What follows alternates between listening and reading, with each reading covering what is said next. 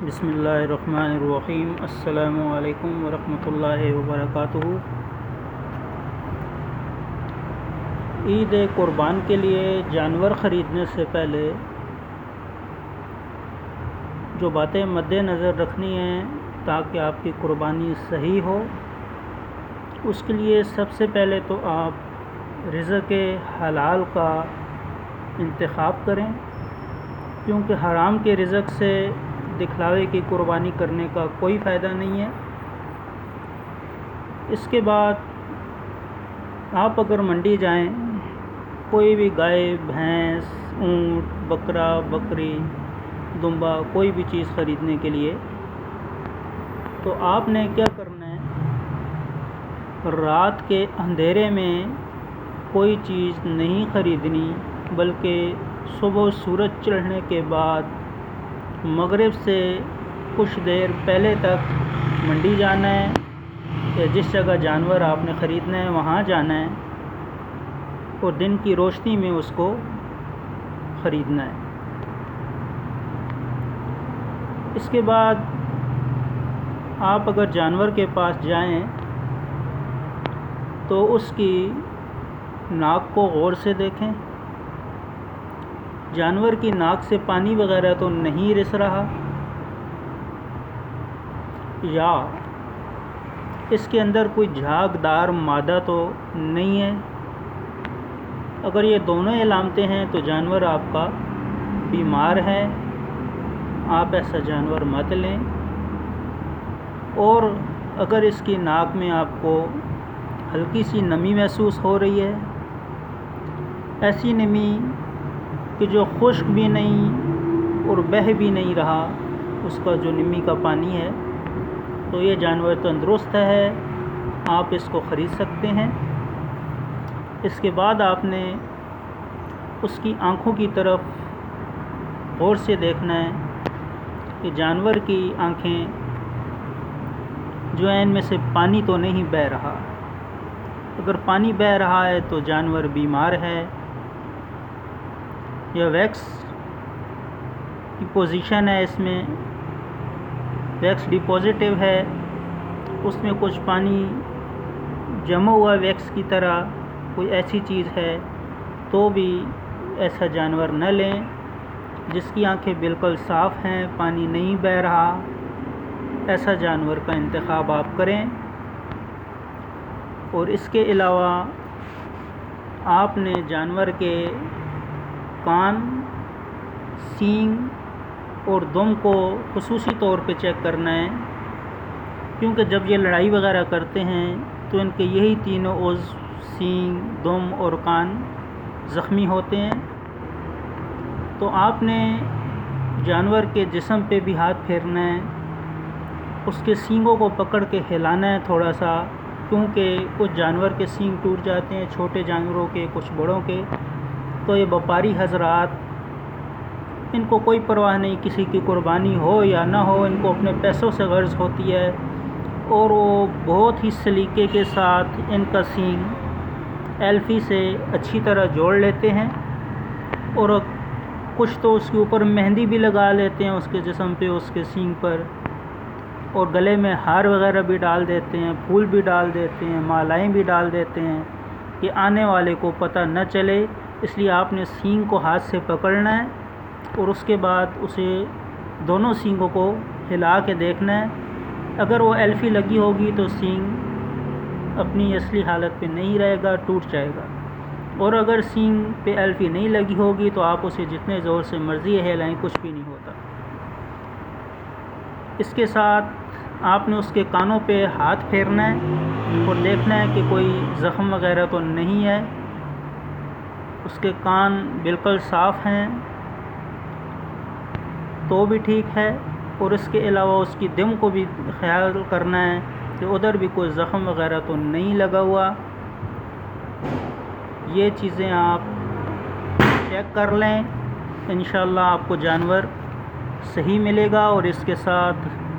جانور کے دانت کو لازمی دیکھیں۔ میں آپ کو دانت کی پکچر بھی دکھا دیتا ہوں، کیونکہ جو جانور کھیرا ہوتا ہے، یہ دیکھ رہے ہیں، یہ 1 سال سے کم عمر کا جو جانور ہوتا ہے یہ 1 سال کا، اس کے نچلے حصے کے یہ سارے کے سارے دانت جو آپ کو نظر آ رہے ہیں تصویر میں بالکل ایک جیسے ہوں گے، جبکہ جو جانور صحیح 1 سال سے زیادہ ہو جائے تو اس کے یعنی 1.25 سال کا یا 1.5 سال کا ہو جائے تو اس کے یہ نچلے 2 دانت جو آپ کو نظر آ رہے ہیں یہ بڑے ہو جاتے ہیں، باہر نکل آتے ہیں۔ اس کو ہم دوندا کرتے ہیں اور اس کو دوندا کہتے ہیں، یعنی یہ تقریباً 1 سال سے زیادہ اور 2 سال کا یا 2 سال کے درمیان کا ہے۔ اور اسی طرح یہ آپ دیکھ رہے ہیں جو 3 سال کے لگ بھگ ہو جائے، 2 سال سے زیادہ اس کے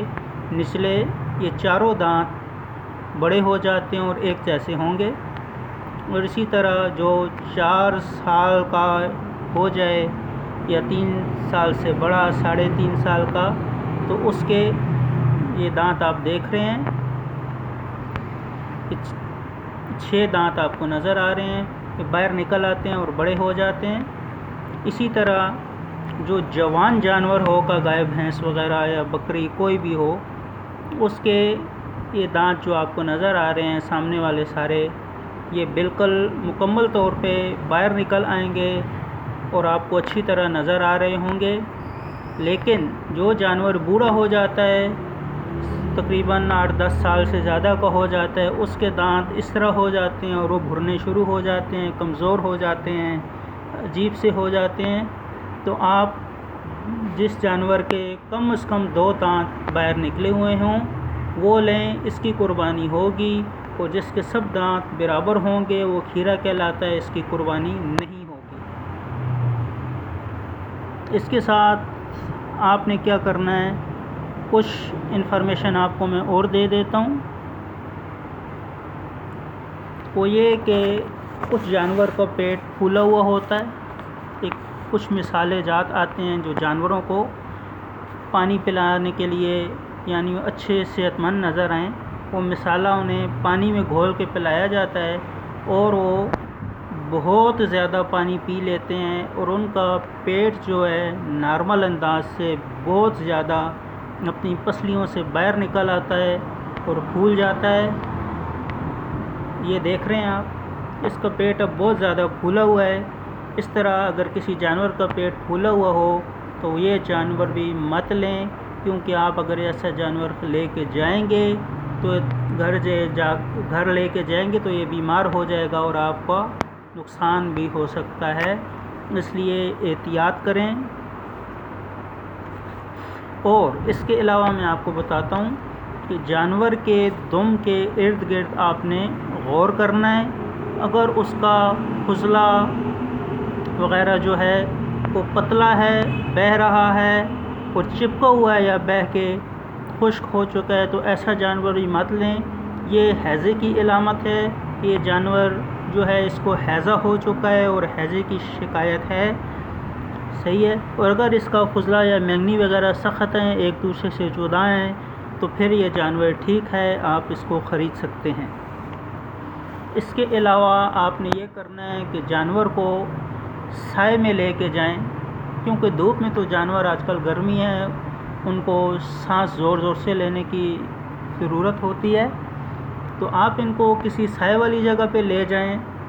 اور وہاں پہ کسی درخت کے نیچے کھڑا کریں، 1-2 منٹ میں چیک کریں کہ اگر جانور زور زور سے اب بھی سانس لے رہا ہے تو ایسا جانور مت خریدیں، کیونکہ ایسا جانور اگر آپ خریدیں گے تو اس کو بخار ہے، یہ جانور بیمار ہے، آپ کے لیے بہتر نہیں ہے، ایسا جانور مت لیں، کیونکہ بیمار چیز کی قربانی نہیں ہوتی۔ یا اس کا پاؤں کہیں سے زخمی ہے، آپ جب جسم پہ ہاتھ پھیریں گے تو اس کی ٹانگوں پر بھی ہاتھ پھیریں، اگر اس کی